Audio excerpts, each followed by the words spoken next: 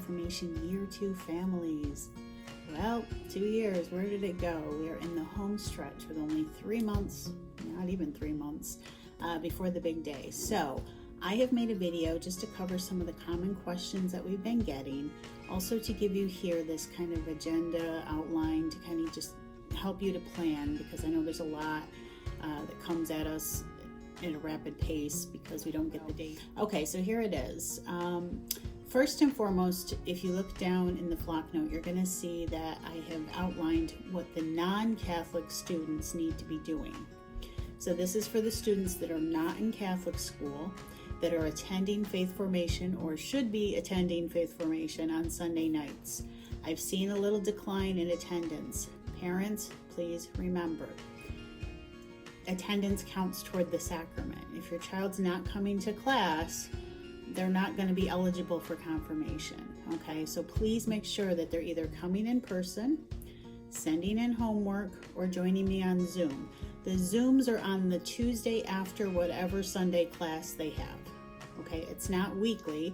It's whenever if they've missed Sunday, the next Tuesday, like skip Monday, go to Tuesday, join that Zoom class. That's from, what do we have it, 7 to 7:40, okay? So just, it's in the weekly newsletter, all right? If they're not at class, they have to join Zoom or turn in the homework that's also in the newsletter, okay? That's been from day one. Last year, I had people that went to 2 classes, disappeared, came back at the interview, and were denied. Were not eligible for confirmation. Please don't let that be you. All right, I have a lot of people that have that are starting to MIA. So rope it back in, get to class, make up those homework assignments. Let's make sure the kids can finish the race. They're so close. Okay, so if you're kind of struggling with that, email us. We'll let you know what you got to do. But you really just need to check back at those letters, and we'll just tell you what chapters they need to cover. We'll get you caught up. Now is the time to catch up, not in March. Okay, so let's get that going if we can. That does not apply to Catholic school students because, again, faith formation is part of their academic curriculum. They're all set. All right, so March 2nd, that is our Confirmation Year 2 retreat. That is the one that we invite the sponsors to attend. Now, I'm going to talk about sponsors and saint names in a minute because I've had a lot of questions about that. Sponsors are welcome to attend the entire day, okay? That whole 10 o'clock it goes till 3, but confession is 2:30 to 3. Confession is strongly recommended when receiving a sacrament of initiation like confirmation. We'll prepare the students, we'll give them the option. Am I going to stand there and force everyone to go? No. I know different people have different reasons, or they feel comfortable with other confessors elsewhere. That's fine. Just know that it is going to be available. It is encouraged. Last year we had even sponsors that went to confession. It was very beautiful. And parents, you're more than welcome to also come and go to confession if you'd like. It's just a great way to kind of like clean the slate and get ready to receive the sacrament, okay? But again, it's optional. We just provide that at every Year 2 retreat to get everyone ready for big day. If sponsors can't make it, okay, if they work, if they're way out of town and can't make it in, I will allow students from 12:30 to 1:30 is like the most important time for sponsors to be there. If they can't make it the whole day, if they can only really need to be a part of that conversation, it's going to be from 12:30 to 1:30 that they're going to do the practicing of the interview questions and talking about that and discussion around that. If they can't make it in person, I let the kids FaceTime, video chat, phone call, whatever they need to do with their sponsor. And so it's just what it is just for them to begin processing how they're going to answer those interview questions. If they have doubts, if they have questions, that is the time to start thinking about those questions, okay? All right.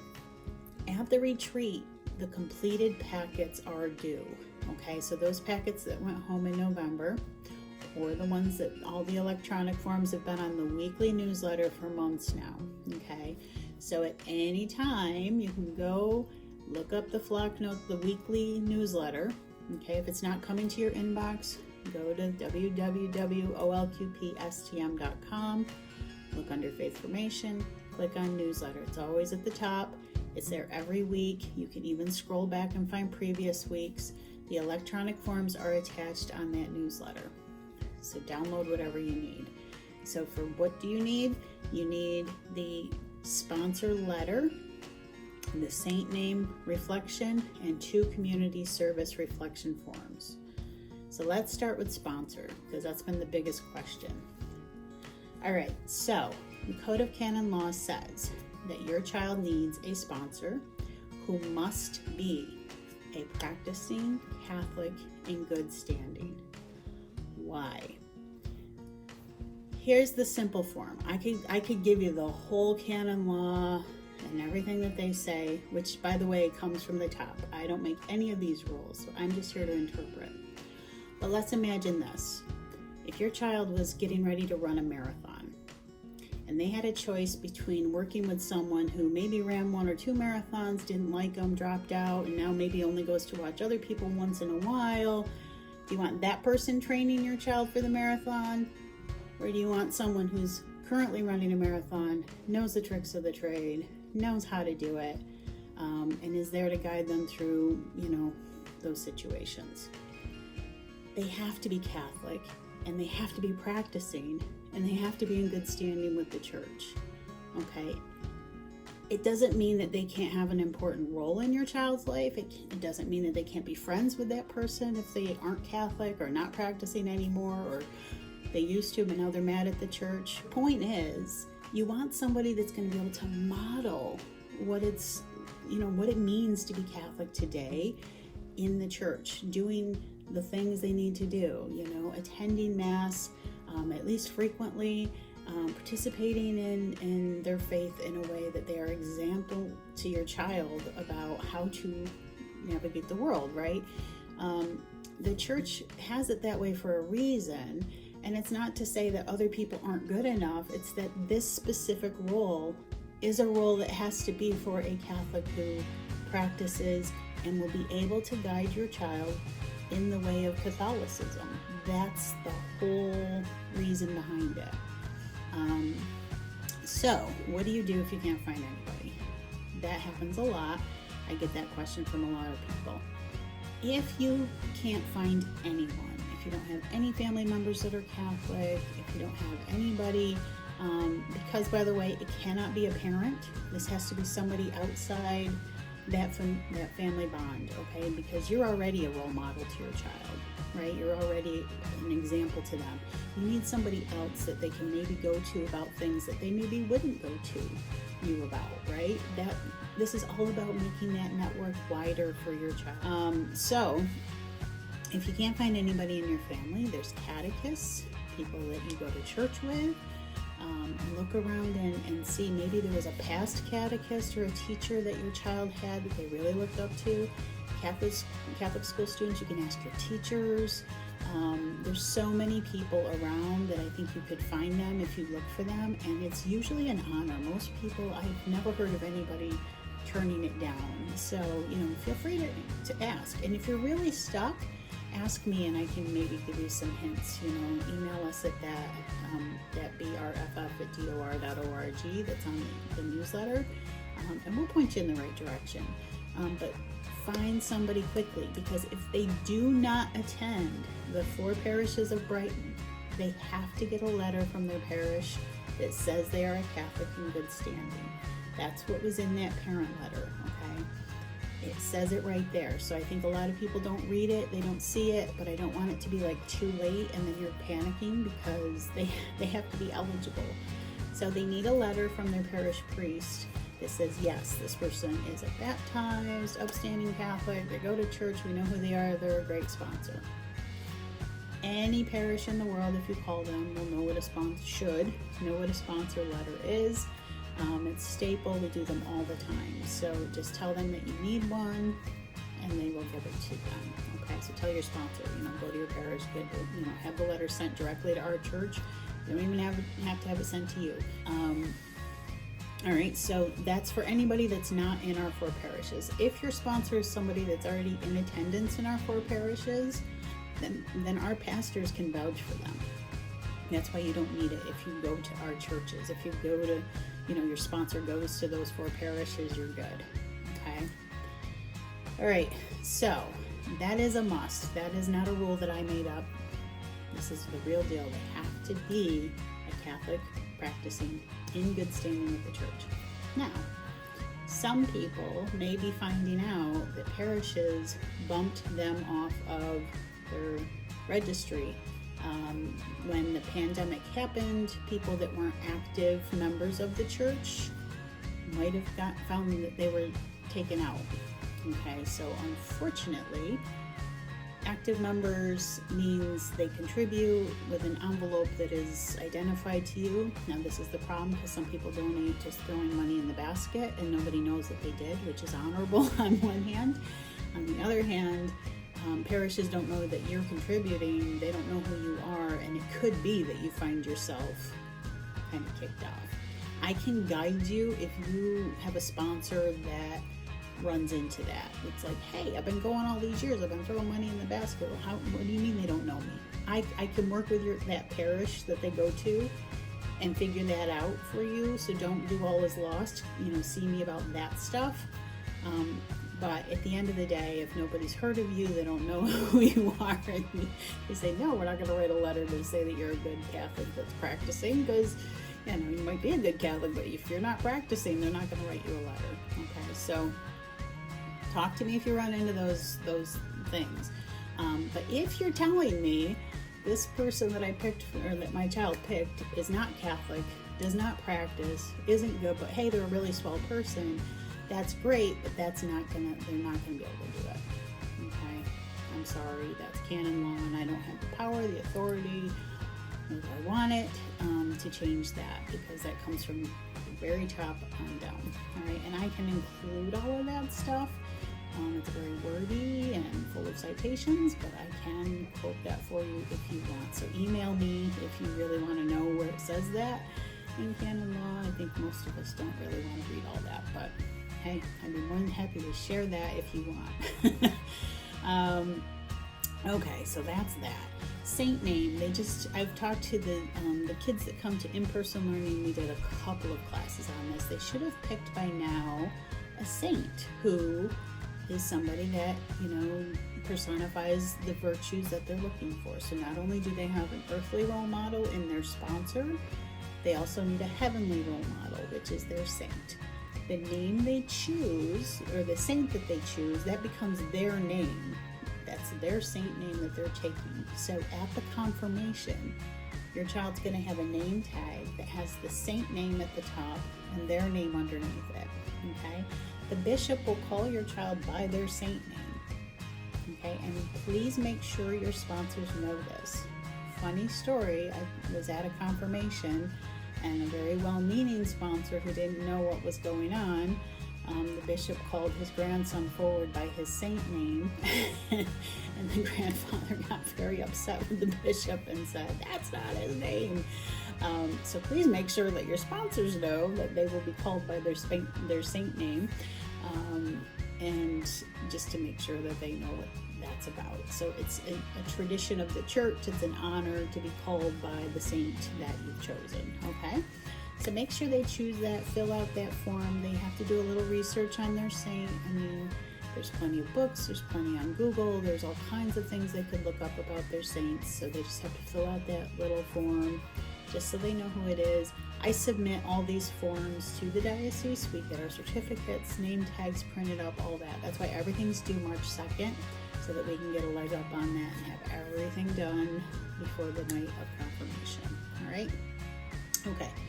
So that's saint name, that's sponsor name, a sponsor. And then, of course, we have the community service reflections. Listen, any community service that they took part in school, in the community, at home, all I'm looking for is for them to be reflecting on what they did through the eyes of making their confirmation. So they just have to fill out that sheet. It's really not long. It's a very simple couple of questions that just says, hey, did you think about, think about it this way when you were doing it or whatever, connecting it to their confirmation lesson, okay? If you have questions about that, let me know. If you still don't have any community service, I've got plenty, so email us. I still have a few things left that we can do. And even if they do it after the March 2nd with the promise that they'll get it done before confirmation, we can work with you on that. But just don't let that slide, okay? Let's get on that stuff, get it all done. I'm sure they've probably done plenty in school, but if you do run into a snag, let me know. All right. After the retreat, okay, the students that are in Catholic school, you won't see me again until the interviews, okay? The rest of you guys will be in, if you're not in Catholic school, you're going to be Sunday night or Tuesday with me on Zoom or turning in homework, right? April 14th is a Sunday, and Sunday night it would be a typical class for the students that do in-person learning. The Catholic school students, we're inviting you to come that night. We'll have the priests, Nora and myself will all be interviewing, so students come to us with those questions that they've worked on with their sponsors that they'll be looking at their retreat and be going over. That's what they're coming to the interview with. The person that interviews them is just going to discuss with them, quite simply, is this what you want to do? Confirmation is a sacrament of the free will. So if your child is like, look, I don't believe in any of this stuff, I don't want any part in it. Okay, then maybe this year isn't the time. What can we work on with you to get you to the point that you'll want to make your confirmation? Or is there a different path? Or do you want to wait until college? I mean, just because they've put in the year and a half, 2 years of work to do all this, doesn't necessarily mean they're ready to do it. And it's not the end of the world if they're not, okay? We can figure that out and walk with them. This is their journey, and that's the way that it goes. So we just do those interviews to make sure, like, hey, are you freely coming to this? Do you really want to do this? Because it's your choice. What do you want to do? How can we help you get there? That's the time for us to have enough, a couple of weeks to kind of work with them, make sure that if they do have questions that we can work with them, but that's what the interview is for. It is not a pass-fail. It doesn't matter what I say to these kids every year for my entire career of faith formation.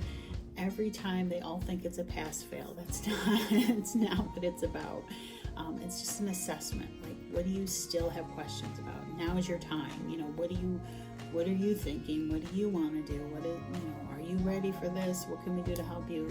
That's all it is. It's not sorry, you're out of here. That's not where that conversation happens. Now, if you're somebody that isn't doing anything and just shows up, then we might have to have a different conversation. But the interview is really not where we're gonna, it's not a pass-fail. It's not what that's about. Okay, so please reassure them. I know they're gonna think it anyway, but just so you know. If they can't come on the 14th, let's say you've got some plan already, you've already got things going. This is why it's hard when the bishop announces it so late, because then we can't plan ahead. If April 14th doesn't work, then I have a Zoom on April 16th that will be open for anybody that couldn't come on Sunday, whether it was sports, activities, sick, whatever. And then if the 16th doesn't work, we can talk other options if needed. Okay, but those are the two dates. You'll see those below. And that interview takes probably 15 minutes. It's not long. It's really not long, unless there's a lot of questions that students come to us with. But for the most part, they're in and out very quickly. And it's first come, first serve. I used to sign everybody up for times. There's enough of us doing interviews that you don't really need to do that. We don't just come, we'll get you in. You might have to wait a little bit, but it's not going to be the end of the world. If these interviews took like a half hour or something, that might be different, but it's 15 minutes and there's 4 of us just kind of doing them. So, and there may even be more. It depends on who else decides to help us out with interviews. So I'm pretty confident that we don't need to go through that, and just show up, first come, first serve, and we'll get you through. Okay? All right. Then we have confirmation day. So, and by the way, at the retreat, we will do a rehearsal with the students and sponsors, if the sponsors are still there, so that they know what the rhythm of the ceremony is going to look like. Now, they probably won't remember all of it when they get to May 6th, but we will review all of this. So when they come the night of May 6th, a couple of things that people usually ask me, so I'm going to answer them here in this video. Number one, please arrive early. So the Mass starts at 7, but I am telling you it's better to show up at 6:30. Here's why. That parking lot gets so full so fast that you may end up parking even a block. I had to park almost 2 blocks down one time, and I had to really run to get there. It's not fun, and it's not fun if it's a hot May day, then it's even worse, because then you're sweaty and yucky by the time you even get to the cathedral. And it's just, and the surrounding areas are not always the best areas either. So get there early, get into a parking spot that's, safe, where you want to be. Don't have to worry about all that. So the earlier the better, okay? Just come as early as you can. It's better to be sitting in the cathedral in the air conditioning than it will be to be running. I know that seems so hard to think about air conditioning right now, but it will be. I've been there when it's been really warm, we've needed it, so it could go either way. All right, so 6:30 is what we shoot for. 6:30 is also the time that we have anybody that signs up to do reading, grading, bringing up the gifts. I will be asking students to sign up for that at the retreat, and then I will give them the information that they need for where they need to meet me. But just about everybody that comes to do helping also has to be there by 6:30 and be there to meet with the designated person that they're going to be with. So if they're reading, they're going to meet with somebody. If they're bringing up gifts, they're going to meet with somebody else. Altar servers, which won't be from the confirmation students, but if they have siblings that serve on the altar, we'll be asking if anybody wants to serve on the altar. So there'll be roles that'll come out in a separate email too to you guys, so that you all know. But if they sign up for it, 6:30 seems to be the magic time that they need to be there to work with their person to know what they're doing. Okay. All right. What do we wear? So Sunday best clothes. Okay. I always tell the students, please. Here's what I would say. If you can wear what you're wearing in front of your grandparents and they're okay with it, then the bishop will be probably okay with it. Just try to be respectful of the sacrament. Make sure that you're wearing clothing that shows respect to this sacrament, because it is a big deal. We don't wear red stoles anymore. That went a long time ago. But we do wear our best clothing. Red is a good color to wear because that's the sacramental color of Pentecost and the Holy Spirit. But anything will do as long as it's respectful and clean and ready to, just paying respect to the sacrament, okay? And that's all I'll say about that. I always say, I don't care what you wear. For me personally, I'm only there to care about whether your soul's ready, but the bishop cares what you wear, so just keep that in mind, okay? All right. Candidates and sponsors, you will be seated together in the front rows. You'll see where your church's section. We're there with a couple of other churches, so they'll say, okay, where's the Brighton cluster section. So we'll show you. We have people that will lead you to where you need to go. So candidates and sponsors sit together, but the rest of the family, friends, and otherwise sit behind where all the candidates are. That's because they need to go out in the rows to go up to the bishop, and we can't have people climbing over family and friends. So just be prepared for that. I know some people last year were like, what do you mean I can't sit? I was like, sorry. It's the way it is. So, okay, so the candidates will be able to find their seat because I'll have their certificates sitting on the bench on the pew already. So all they have to do is look for their name, which all your certificates, everything will be there, ready to go. That's why we ask for all the packets so early, so that we can get all of that stuff ready for the ceremony, okay? All right, so they will find their name, and your sponsor sits next to you through the whole Mass. But afterward, you will be able to take pictures with the bishop. And that's always nice. Everybody gets in line. They can get pictures with him if they want. The priest will be available for pictures if you want. There's a small reception that'll happen out on the side. If you've ever been in the cathedral, there's like a big side hallway. There's always volunteers that do beautiful cookie trays, and so it's really nice. It's a nice time. So there will be that. Thank goodness. We have that back after COVID. So okay, and then and that's pretty much it. So the service itself, the Mass, it goes a little bit. Don't be surprised if it goes into about an hour and 20 minutes, hour and a half. It depends. Sometimes it just, I'll be honest, it depends on what the bishop's homily looks like, because if it's longer, and he does really enjoy talking to the young people at confirmation, so it does tend to be a longer homily, and it's but expect that it's going to take time. So please do not make dinner reservations at 7:30, because you will not make it. So Mass starts at 7. You'll probably get out of there by 8:30. So plan accordingly, okay? Or if you're going to have dinner before that, make sure it's done so that you can be there in time for 6:30. I'm sorry, it's the way it is, but it is the way it is. So just so you know, okay? That's all I have. I think I've answered every question, but if you still have questions after watching this video, and this is a long video, this is a half hour, please let me know, and I will be more than happy to help you get the rest of the way with whatever you need. But yeah, we are close, so I will hopefully see you at the retreat. If not, I'll see you at class, and if not, I will see you somewhere along the line in the next couple weeks. So take care, and we'll talk to you soon.